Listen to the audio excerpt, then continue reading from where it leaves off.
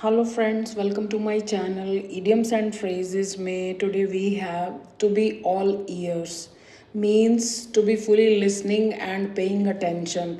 पूरे ध्यान से सुनना, किसी की तरफ पूरा ध्यान देना. God is all ears even to silent prayers. यानी जो हमारी खामोश प्रार्थनाएं होती हैं, जो हम मन ही मन करते हैं, उसको भी भगवान पूरे ध्यान से सुनते हैं.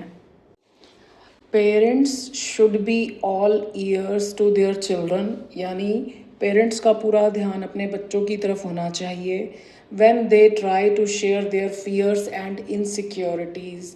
जब वो पेरेंट्स को अपने फियर्स और इनसिक्योरिटीज़ के बारे में बताते हैं तो they should be fully attentive to them. A patient expects the doctor to be all ears. एक मरीज़ जो है वो उम्मीद करता है कि जो डॉक्टर है वो पूरे ध्यान से पूरी तसल्ली से उसकी बात को सुने. When listening to his problem, यानी जब वो उसकी प्रॉब्लम को सुन रहा है डॉक्टर, तो उसका पूरा ध्यान पेशेंट की तरफ हो. And should not be distracted by phone calls. मतलब फ़ोन कॉल से उसका ध्यान नहीं भटकना चाहिए. Sometimes it happens, when we go to a doctor and when we are talking, we are sharing our problem with the doctor, and then in between phone calls are there. So obviously the attention mind is distracted, so it should not be there unless and until it is very urgent. Children are all ears to captivating stories spun by their inventive grannies.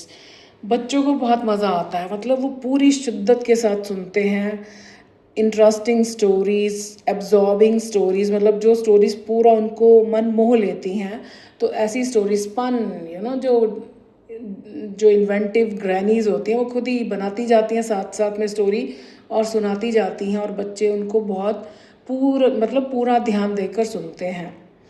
Couples during their courtship are all ears to even the sweetest nothings.